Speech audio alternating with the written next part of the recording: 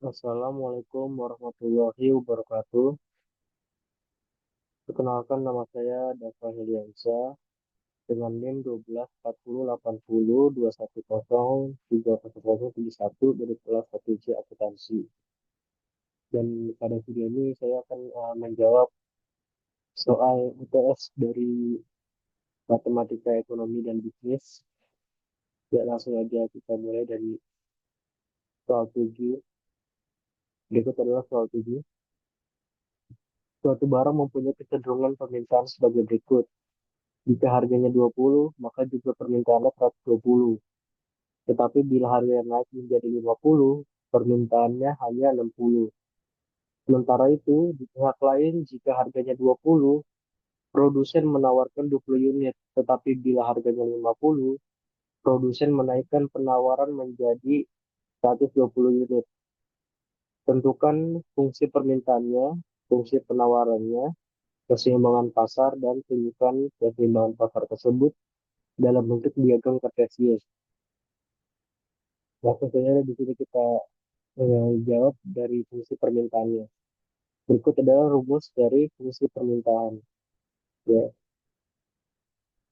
Jadi P-nya adalah harga barang tersebut, Q-nya adalah jumlah jumlah barangnya.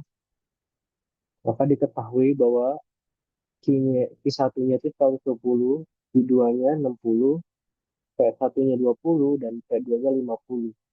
Jadi bisa kita langsung aja masukkan ke dalam rumusnya, yaitu Q1 dikurang, Q dikurang Q1, itu Q1 120 ya, dibagi Q2 dikurang Q1, di mana Q2-nya adalah 60 dikurang 120. Jadi 60 dikurang 120 sama dengan P dikurang P1. Satunya itu 20. Lalu dibagi P2 dikurang P1. P2-nya adalah 50. Jadi 50 dikurang 20. Lalu bisa kita dapatkan yaitu Q1 dikurang 120 dibagi negatif 60 sama dengan P dikurang 20 dibagi 30. Di sini bisa kita lakukan silang aja, yaitu dari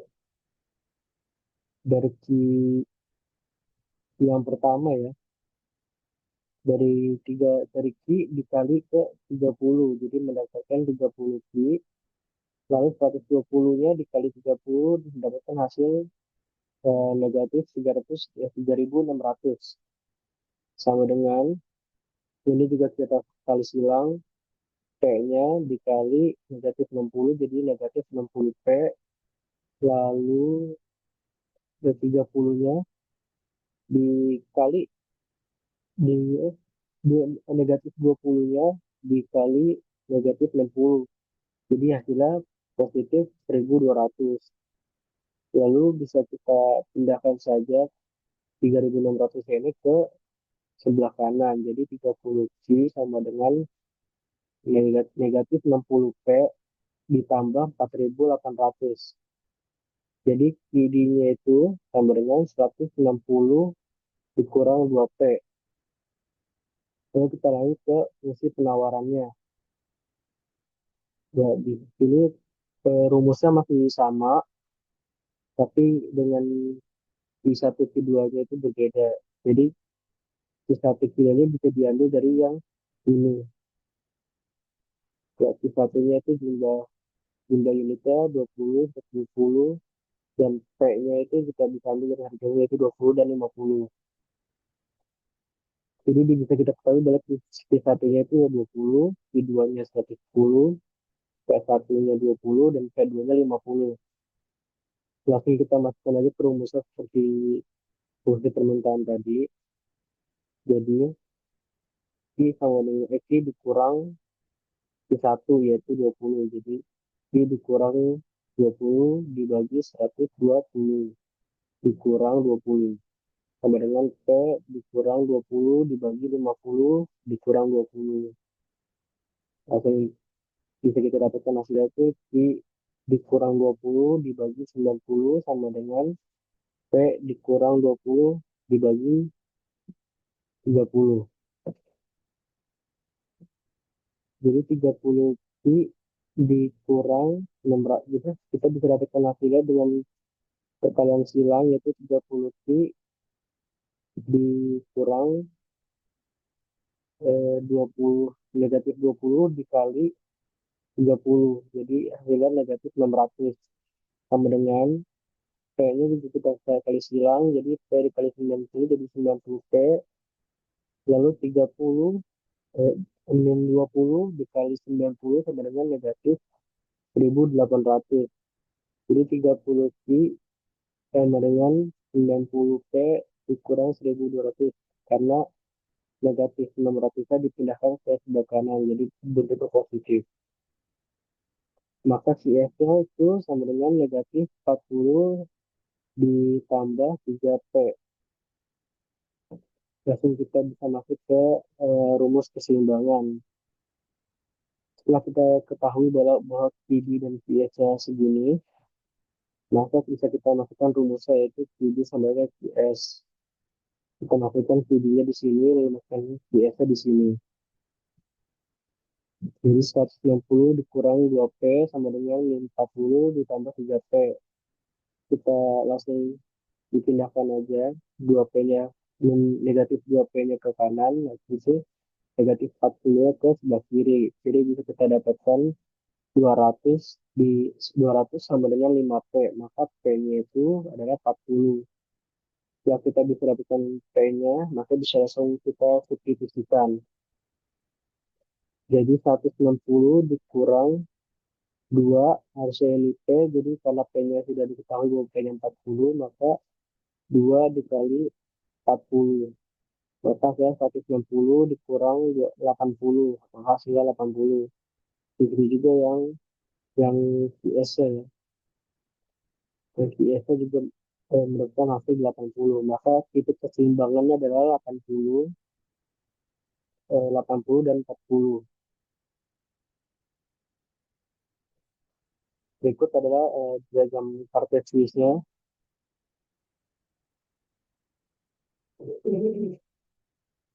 Di sini yaitu 80 dan 40.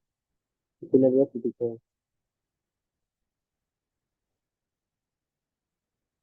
Oke, bisa kita lanjut ke soal nomor 6, yaitu gambaran fungsi kuadrat Y sama dengan 10x kuadrat dikurang 1 dengan menentukan total titik potong sumbu Y, titik potong sumbu X, dan titik puncaknya. Di sini titik potong sumbu X-nya, yaitu jika Y-nya sama dengan 0, maka 0 sama dengan 10x pangkat 2 dikurang 1.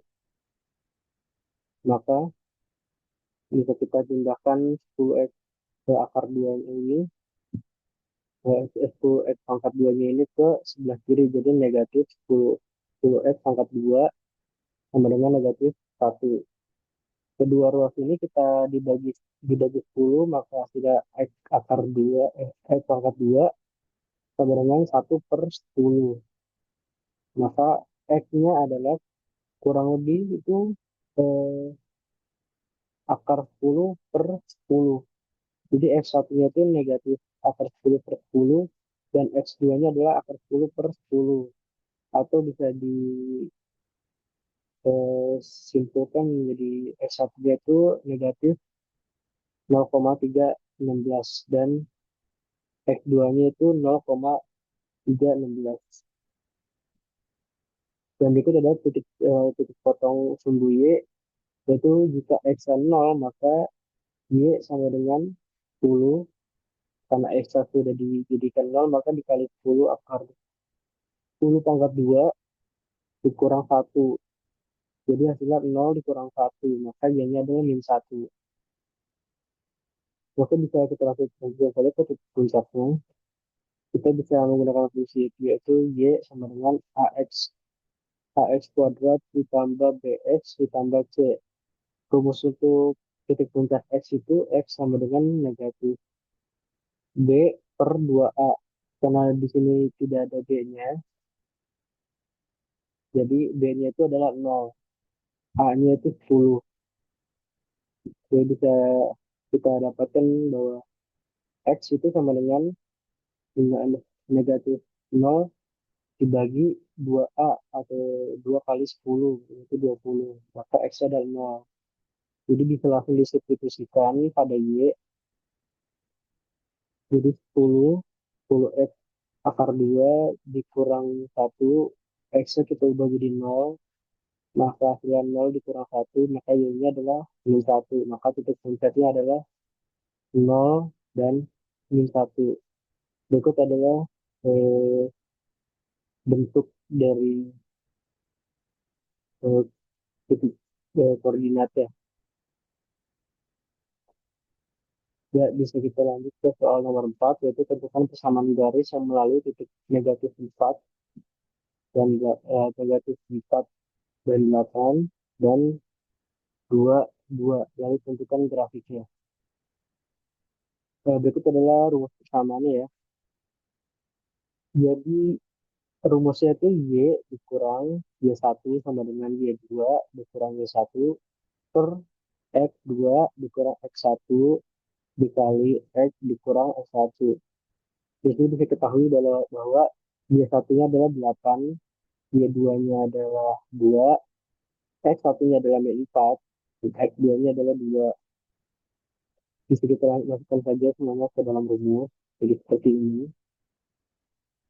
Y dikurang 8 sama dengan 2 dikurang 8 per 2 dikurang negatif 4 dikali X dikurang negatif 4. Jadi bisa kita lakukan dijumlahkan saja. Itu X dikurangi 8 sama dengan negatif 6 per 6 dikali X ditambah 4. Jadi bisa kita dapatkan yaitu Y dikurang 8 sama dengan negatif 1 dikali X ditambah 4. Bisa kita kali aja langsung. Yaitu X dikali 1 itu adalah negatif X. Lalu 4 dikali negatif 1 yaitu negatif 4. Maka juga 8 ini kita pindahkan ke sebelah kanan. Jadi Y sama dengan negatif X dikurang 4 ditambah 8. Maka hasilnya yaitu Y sama dengan negatif X ditambah 4. Sudah kita dapatkan persamaannya, jadi bisa kita langsung cari saja titik titik ininya. Diketahui bahwa Y sama dengan negatif X sambil tambah 4. Jika Y-nya 0, jika Y-nya adalah 0, maka X-nya adalah 4. Kenapa X 4? Jadi misalnya X itu kita pindahkan ke sebelah kiri, jadi X sama dengan 4. Jadi sudah ketemu X adalah 4. Dan juga jika X adalah 0, maka Y-nya adalah 4. Jadi negatif 0 ditambah 4, maka hasilnya Y sama dengan 4. Jadi sudah ketemu bahwa ininya adalah 4 dan 4. X dan Y-nya adalah 4. 4. Berikut adalah grafiknya. Ini sudah ketemu bahwa titiknya adalah 4 kan. 4. Dan dia juga melewati titik negatif 4, 8 dan eh, 2 dan 2. Di sini sudah melewati titiknya. Jadi langsung aja kita lanjut ke soal nomor 1, yaitu nasabah BPR Syariah Barokah berjumlah 14.000 pada bulan Maret 2020. Diperkirakan jumlah nasabah akan bertambah 50 setiap bulannya jika tidak terjadi guncangan ekonomi. Maka berapa jumlah nasabah pada bulan Januari 2021? Berikut ada rumusnya yaitu UN sama dengan U1 ditambah N dikurang 1 dikali B. Di mana U1-nya adalah 14.000, yaitu jumlah awalnya. Jumlah nasabah awalnya jadi 14.000. N-nya itu eh, dari bulan Maret ke bulan Januari, jadi totalnya 11 bulan. B adalah peningkatannya yaitu 50 per bulan, yaitu konstan. Jadi 50 setiap bulan. Maka bisa kita masukkan aja rumusnya yaitu UN sama dengan 14.000 ditambah 11 dikurang 1 dikali 50. Jadi sudah kita dapatkan hasilnya 14.000 ditambah 500. 500 itu dari 10 dikali 50.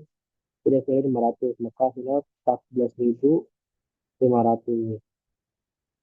Sekian dari saya.